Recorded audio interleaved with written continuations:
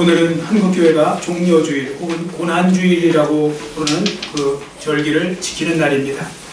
그래서 오늘은 예수님이 달리신 십자가의 의미에 대해서 함께 생각해 보도록 하겠습니다. 여러분, 우리가 먼저 십자가에 대해서 생각해 볼 것이 있습니다.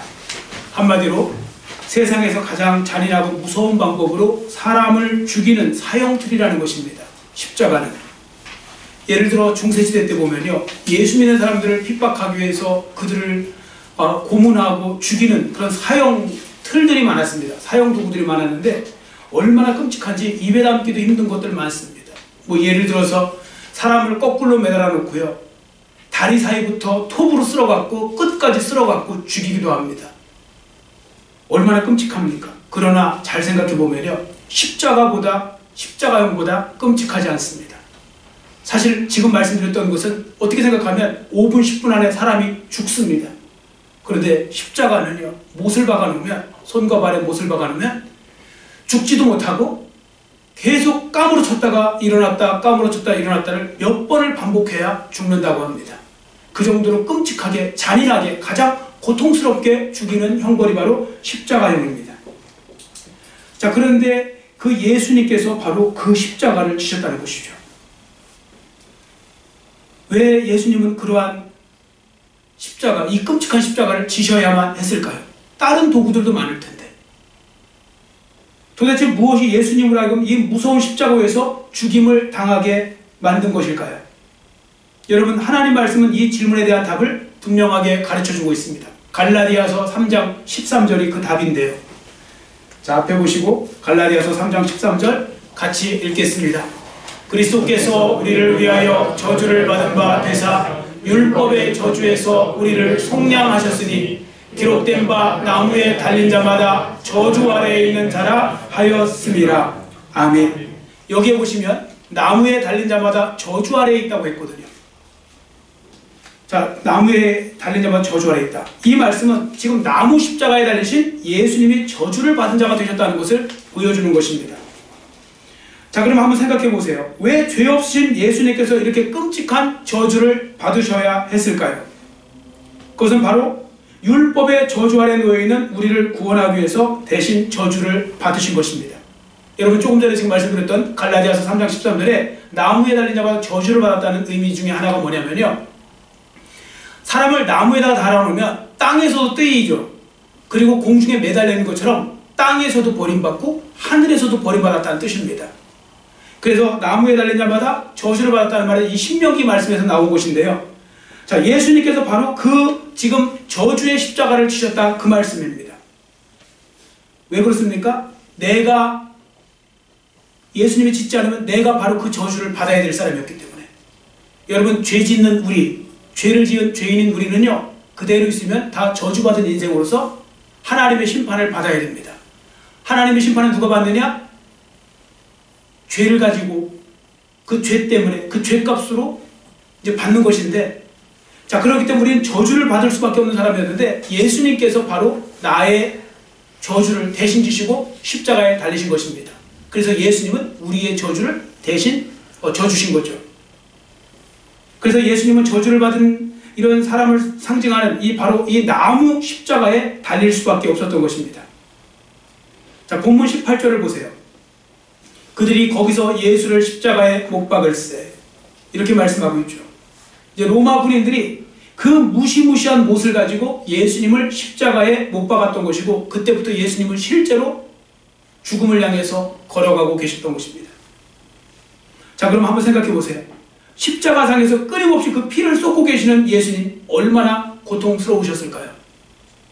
본문에 보시면 예수님이 당하신 고통에 대해서 한 가지를 소개하고 있는데요.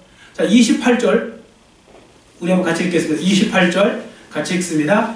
그 후에 예수께서 모든 일이 이미 이루어진 줄 아시고 성경을 응하게 하려 하사 이르시되 내가 목마르다 하시니. 아멘. 십자가 위에서 여러 시간 동안 피를 쏟으신 예수님은 극심한 목마름이 찾아왔습니다. 여러분, 피를 많이 쏟게 되면요, 급속한 탈수 현상이 생기기 때문에 굉장한 목마름을 갖게 됩니다. 예수님도 이 당시에 육신의 몸을 가지고 계셨기 때문에 그 목마름을 그대로 느끼고 계셨던 것입니다. 자, 여러분들도 목마름의 고통을 느껴보셨겠죠. 그런데 정말 극심한 목마름을 겪어보신 분들은 많지 않을 것입니다. 여러분 정말 극심한 그 목마름을 느끼잖아요. 그러면 이런 표현을 쓰죠. 타는 듯한 목마름. 정말 목이 타들어가는 것 같은 그런 목마름이 생겨납니다. 그때 그 고통은요, 말할 수가 없습니다. 제가 이런 생각을 해보게 되는 것이요. 여러분 출애굽 백성들이 물이 없어갖고 막 모세 원망하고 하나님 원망하잖아요. 그 앞에 뭐 경험했습니까? 홍해 사건도 경험했고 10가지 재앙도 경험했고 다 경험하잖아요. 그런데도 물이 없으니까 그 순간에 그런 폭발적인 원망을 할 정도로 그 목마름이라는 것은 정말 사람을 고통스럽게 만드는 것입니다. 예수님이 바로 그러한 고통을 느끼신 거죠. 시편 22편 15절에 보시면 이런 말씀이 있습니다. 시편 22편 15절에 한번 잘 들어보세요. 내 힘이 말라 질그릇 조각 같고 내 혀가 입천장에 붙었나이다. 참고로요, 시편 22편은 메시아 고난 예언시입니다. 다윗이요, 성령의 감동을 통하여 장차 예수님께서 이 땅에 오셔서 십자가에서 어떻게 죽으신 건가를 신기하게도 그대로 드러내놨어요. 시편 22편을 집에 가서 읽어보세요. 지금 읽지 마시고. 그럼 거기 보면 예수님의 십자가 사건을 그대로 드러내놨습니다.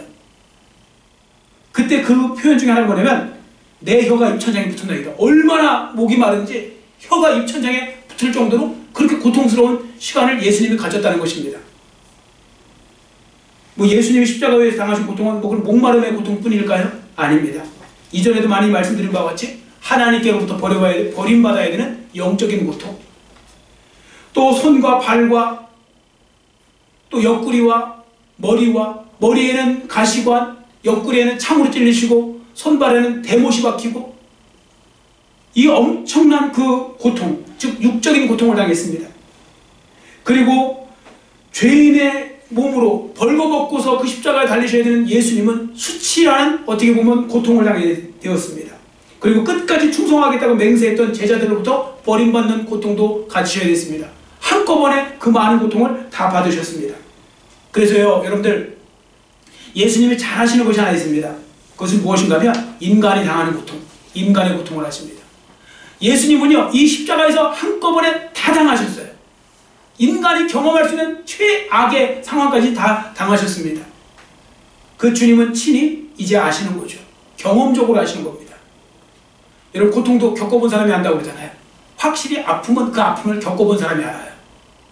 아픔을 겪어보지 않은 사람은 절대로 이해 못합니다. 근데 우리가 예수님한테는 뭐라고 말씀드릴 수가 없는 것이 예수님은 한꺼번에 영적으로 육적인 모든 고통을 다 당하신 거예요. 그러기에 예수님은 오늘 우리가 알고 있는 고통을 잘 아시기 때문에 이제 그 부분을 우리가 이제 생각할 때 이제 우리가 이제 하나님 앞에, 예수님 앞에 다 맡길 수 있는 거겠죠. 또 예수님의 도우심을 구할 수 있는 거겠죠. 자, 실제로 예수님이 어떻게 아시는가를 우리가 보면요. 자, 요한복음 5장 6절 앞에 보시고 같이 읽습니다. 예수께서 그 누운 것을 보시고 병이 벌써 오랜 줄 아시고 이르시되 내가 낫고자 하느냐. 아멘. 이렇게 예수님은 병에 오랜 줄도 아시고 아신다는 겁니다. 예수님은 여러분을 아신다는 걸 믿으시기를 축원합니다. 아십니다. 다 아세요. 지금 코로나19 바이러스로 인해서 성도들이 당하는 고통도 아십니다. 그러므로 이 사실을 믿는 저와 여러분이 해야 될 일이 있습니다. 어린 아이가 부모에게 나아가 아뢰듯이 주님, 저의 고통을 아시죠. 지금 저의 이 아픔도 아시죠. 주님께서 친히 말로 다 할 수 없는 고통을 맛보셨으니 저의 이 고통도 잘 아시죠. 도와주세요, 주님. 진심으로 구하면, 이렇게 진심으로 기도하면 하나님이 도와주실 줄 믿습니다. 요즘 특별히 우리가 더 간구해야 될 것이 있습니다. 주님, 지금 온 세상이, 우리나라가, 성도들의 가정과 일터가, 한국교회가, 그리고 우리 교회가 너무 어렵습니다. 큰 고통 중에 있습니다. 이 모든 고통 잘 알고 계시죠? 주님 도와주십시오. 속히 해결될 수 있도록 도와주십시오. 어느 한쪽이 아니라 온 세상을 도와주십시오. 우리가 잘난 척하고 살았지만 아무것도 아님을 요즘 느끼게 됩니다. 주님의 도우심 없이는, 주님의 은혜가 없이는 아무것도 할 수 없습니다. 주님 도와주십시오. 오히려 우리가 이렇게 기도해야 될 때가 아닐까요? 여러분 이렇게 기도하시기를 축원합니다. 주님께서 치유와 회복의 은혜도 주실 줄 믿습니다. 그리고 이 부분에 대해서 한 가지 더 말씀드리고 싶은 것은 여러분께서 인생을 살아가시는 동안 힘들고 어려울 때, 고통스러울 때, 고난과 환난에 직면했을 때 그럴수록 더욱더 주님을 붙잡으셔야 됩니다. 십자가를 붙잡으시길 바랍니다. 십자가 단단히 붙잡고 날마다 이기며 나가서 우리가 찬양하듯이 십자가를 날마다 붙드셔야 됩니다.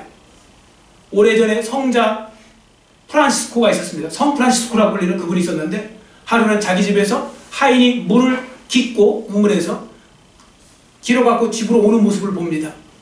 우물이 이제 깊으니까 거기다 물동이를 던져갖고 줄을 매달아서 올릴 때 그가 이상한 행동을 하는 겁니다. 나무 조각을 갖다가 거기다 던져넣어요. 그리고 끌어올립니다. 그리고 그 조각을 그대로 넣은 상태에서 들고 옵니다. 그랬더니 성 프란시스코가 그걸 잘 몰라서 뭐 하는 거냐고, 왜 거기다 나무는 왜 던져? 이렇게 했습니다. 그랬더니 그가 하는 말이, 주인님, 여기서 이 물을 올릴 때요, 그냥 올리는 거면 막 물이 요동을 쳐갖고 쏟아지는데 요 나무 조각 하나만 이렇게 넣어놔도요 훨씬 더 덜 흘립니다. 한꺼번에 더 효율적으로 올릴 수 있습니다. 이동할 때도 마찬가지입니다. 나무까지만 이렇게 넣어놓으면 이렇게 훨씬 더 안전하게 덜 흘리고 올 수 있습니다. 그 말을 들은 성 프란시스코가 깊이 깨달았다고 합니다. 그 깨달으면서 그가 자기 친구에게 편지를 썼습니다. 이렇게 썼습니다. 이복의 사랑하는 친구, 우리의 마음의 물통이 얼마나 자주 흔들리는지 우리가 잘 알고 있지 않는가? 우리 마음은 두려움으로 인해서 몹시 흔들릴 때도 있지. 걱정과 염려로 인해서 심하게 요동치기도 하지. 그리고 고통으로 심하게 우리의 마음이 요동치고 절망으로 우리 마음이 무너질 때도 있지. 그래서 내가 한 가지 자네에게 제안해보고 싶은 것이 있네. 이제부터 우리 마음의 물통에 십자가라는 나무 토막을 던져보면 어떨까? 성 프란시스코의 이 말이 무슨 말씀인지 여러분들 잘 이해하셨을 것입니다. 그렇습니다. 여러 가지 환경으로 인해 마음이 흔들리고 요동칠 때 십자가를 단단히 붙잡으셔야 된다는 것입니다. 다른 때도 단단히 붙잡아야 되지만 힘들고 어려울 때는 더 붙잡으셔야 됩니다. 십자가에서 여러분들 자꾸 멀어지시면 안 됩니다. 떨어지셔도 안 됩니다. 여러분들 지금 이 자리에서 예배를 드리건 영상으로 지금 예배를 드리건 한 가지 분명한 건 기억하셔야 되는 것은, 여러분들 믿음만은 놓치시면 안 됩니다. 십자가에서 자꾸 멀어지시면 안 됩니다. 힘들고 어려울수록 십자가를 붙들어야 우리가 살 희망도 생기고 어떻게 보면 다시 기회도 얻을 수 있고 거기서부터 힘을 통해서 극복도 할 수 있는 것입니다. 주님은 십자가를 붙잡으라고 하십니다. 그렇게 순종하면 주님께서 반드시 우리를 도와주시고 건져주시고 구원해 주실 줄 믿습니다. 아멘. 그래서 제가 드리고 싶은 말씀이 있는데, 시편 46편 1절에 3절 말씀인데요. 시편 46편 1절에 3절, 제가 예배를 시작할 때 항상 읽어드리는 말씀 중에 하나입니다. 잘 들어보세요. 하나님은 우리의 피난처시요 힘이시니 환난 중에 만날 큰 도움이시라. 그러므로 땅이 변하든지 산이 흔들려 바다 가운데 빠지든지 바닷물이 흉용하고 뛰놀든지 그것이 넘침으로 산이 설령 요동할지라도 나는 두려워하지 아니하리로다. 지금 모든 것 때문에 다 요동치고 있는데 세상 사람들은 요동쳐도 여러분들은 요동치지 마시기 바랍니다. 우리에게는 하나님이 계시고 우리에게는 나를 사랑하시는 예수님이 계십니다. 그럴수록 더욱더 십자가 붙잡고 담대하게 나가시면 됩니다. 요즘처럼 힘들고 어려운 상황에 놓이더라도 두려워하지 마시고 믿음으로 잘 싸워 나가시기를 축원합니다. 하나님이 반드시 도와주시고 건져주시고 승리케 만들어 주실 것입니다. 자, 이제 십자가에 달리신 예수님께서 주신 마지막 말씀을 봅니다. 30절 말씀, 본문 30절 같이 읽겠습니다. 예수께서 신 포도주를 받으신 후에 이르시되 다 이루었다 하시고 머리를 숙이니 영혼이 떠나 가시니라. 아멘. 다 이루었다. 이 말씀을 사도 요한이 들었어요. 어떻게 들었는지 아십니까? 남자 제자들은 다 도망갔어요. 역시 여자들이 믿음이 좋아요. 여자들은 많이 붙어 있었어요. 예수님 옆에. 근데 유독 예수님 옆에 붙어 있었던 남자 제자가 하나 있어요. 사도 요한입니다. 이 요한복음을 쓴 사도 요한. 요한이 옆에 있었어요. 자, 볼까요? 자, 26절 말씀 우리 한번 같이 읽겠습니다. 26절 같이 읽습니다. 예수께서 자기의 어머니와 사랑하시는 제자가 곁에 서 있는 것을 보시고 자기 어머니에게 말씀하시되 여자여 보소서 아들이이다 하시고. 아멘. 여기 보시면 사랑하는 제자가 바로 사도 요한을 말하는 겁니다. 요한은 십자가에 달리신 예수님 옆에 있었습니다. 예수님이 나지막하게 하신 말씀까지도 들을 수 있었던 것입니다. 그는 마지막으로 호흡을 가다듬고 말씀하셨던 예수님의 그 말씀, 내가 다 이루었다, 이 말씀을 듣고 기록한 것입니다. 자, 그럼 한번 생각해 보세요.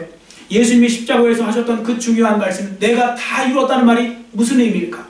저는 세 가지의 의미가 있다고 생각합니다. 첫째, 구약에 예언된 모든 예언의 말씀이 바로 다 이루어졌다는 것입니다. 예수님의 십자가 사건을 통해서. 구속사역의 완성을 말합니다.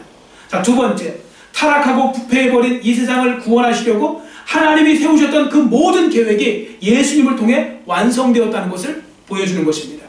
그래서 우리는 하나님의 나라가 활짝 열린 천국에 들어갈 수 있는 그런 삶이 된 것이죠. 아까 이제 우리 장로님도 기도하셨지만 어제 이제 갑자기 이제 저희 어머니가 이제 하나님 나라로 가셨죠. 이제 소천을 받으셨는데 뭐 한동안 이제 중환자실에 계시다가 뭐 힘들고 어려운 시간 보냈지만 그래서 저도 감사한 것이 그래도 좀 어차피 회생은 안 될 거니까요. 다 폐고 심장이고 이제 다 망가졌어요.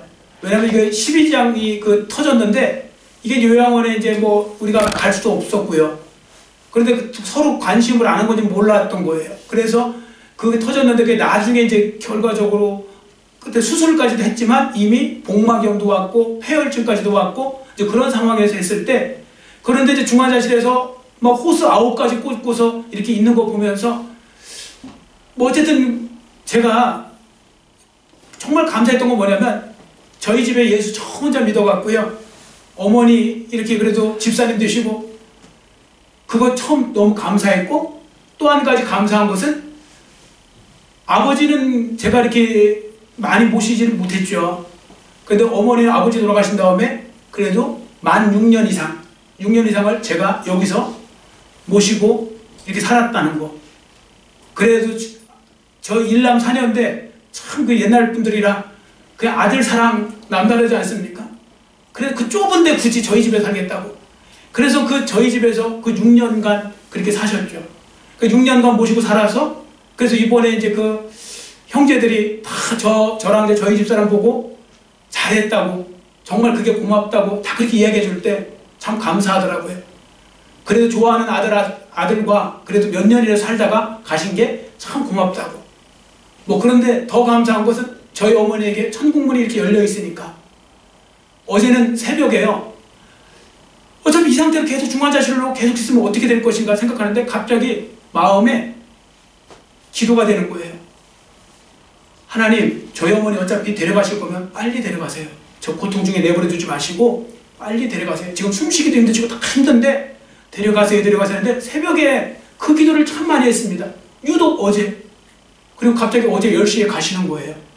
제가 그거 보고서도 너무 사실 놀래기도 하고 하나님은 이렇게 다 듣고 계시는구나 이런 생각도 해보게 됩니다. 어쨌든 중요한 것은 다 잘 되어서 하나님 은혜 가운데서 이렇게 이제 모시니까 오늘 이 고난주간에 어떤 면에서 지금 예배하는데도요 사실 마음에 한편에서는 기쁨도 있어요. 그래서 이제 어쨌든 지금 이 모습 속에서 저는 말씀드리고 싶은 거냐면 우리에게 천국을 열어주셨다는 거예요. 천국의 완성.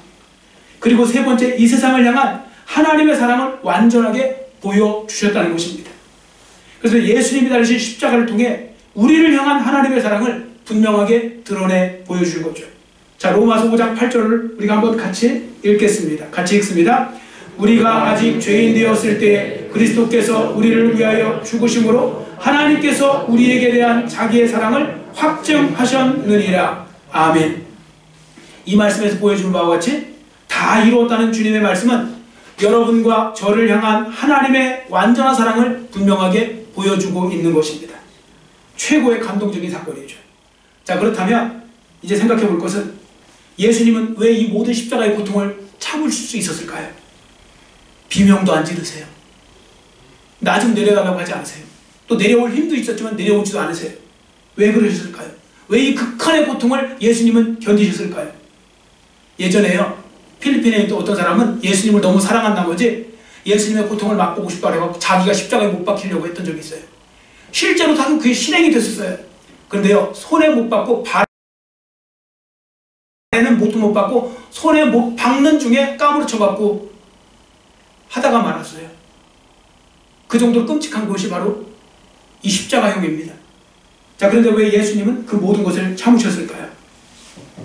어떤 신학자가 이런 유명한 말을 남겼습니다.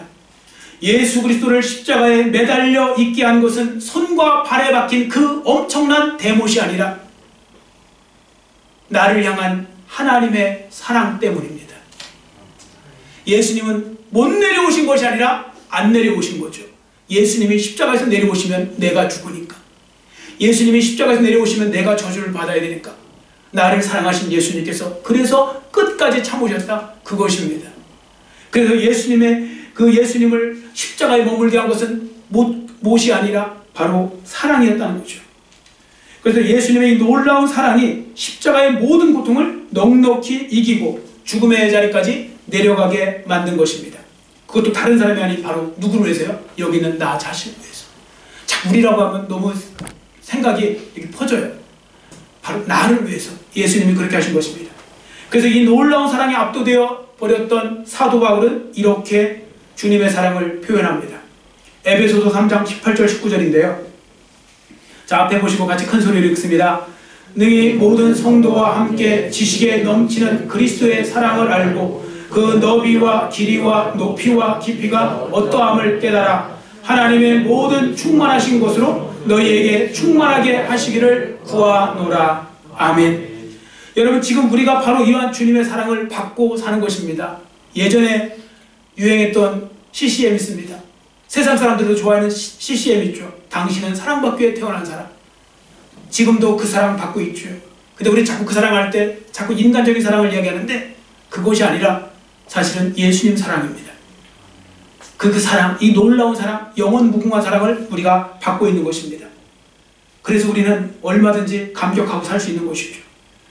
여하튼 오늘 고난주의를 맞이하여 다시 한번 십자가의 사랑을 깨닫는 시간이 되시고요. 여러분께서도 사도 요한과 같이 날마다 더 십자가 앞으로 가까이 나가는 그런 삶을 살아가시기를 축원합니다. 그리고 내일부터는 또 한 주간 고난주간이 시작되고 다음 주일날은 부활절 새벽예배, 부활절 축하 예배가 있습니다. 여러분들 교회에 못 나오시더라도 집에서라도 꼭 여러분들 다음 주간에는 새벽 예배를 좀 드리면서 아침에 첫 시간을 하나님께 드리면서 여러분들 이 고난주간을 좀 더 의미 있게 보내셨으면 좋겠고요. 그리스도의 고난에 동참하는 마음으로 하시고, 그래야 부활절날 새벽 예배나 부활절날 그 예배도 하나님 은혜 가운데서 더 충만한 가운데서 우리가 드리게 될 줄 믿습니다. 여러분 꼭 그렇게 해주시고요. 그리고 주님의 사랑으로 충만해주셔서 지금 여러분 앞에 있는 모든 어려움들을 잘 견디시고 극복하셔서 이 코로나의 위기가 오히려 나중에 전화회복되어지는 그런 역사가 일어나기를 원하고요. 어쨌든 합력하여 선을 이루면 다 잘 될 줄 믿습니다. 그러니까 방법보다도요, 더 중요한 건 우리가 어쨌든 포기하지 않고 주님 붙잡고 나가면 되는 것이죠. 저도 지금 이제 아시는 분은 아시겠지만 제가 주일날 이 영상도 녹화해서 보내드리고, 그리고 또 제가 수요일하고 금요일날은 수요예배 대신에 금요기도회 대신에 제가 5분 말씀 그것도 제가 만들어서 보내드리게 하고, 회장님들한테 보내드리게 하고, 그 외에 모든 교인들은 제가 또 따로 아는 사람들까지 보내는데, 이제 그렇게 하다 보니까 많은 사람들이 그걸 보는 거예요. 그래서 제가 생각하니까 오히려 더 잘 됐어요. 그래서요, 지금 막 외국까지도 다 보내니까 공짜로. 그래서 지금 더 합력하여 선을 이룬 거잖아요. 지금 오히려 이렇게 막아놓으니까 오히려 더 많은 곳에 이렇게 오히려 보내주시는 그런 계기가 되더라는 것이죠. 며칠 전에 제가 정말 감사했던 것이 뭐냐면요, 하나님께서요, 저 일부러 격려하시느냐고, 그때는요, 갑자기 그 5분 메시지요, 30건 이상이 다 감사하다 하면서 이렇게 막 와요. 힘이 된다 그러는 거 와요. 저보고 힘 받으라고 그러신 건지 모르겠는데 우리 교인들이 한 게 아니에요. 왜 다 모르는 분들이 막 이렇게 와요. 그래서 서로 나눠주고 전달해주고 공유해주고 막 그러나 봐요. 그래서 지금 많은 사람들이 하는데, 그래서 제가 하나 느낀 것은 주일 이 설교는 안 와요. 근데 5분짜리는 와요.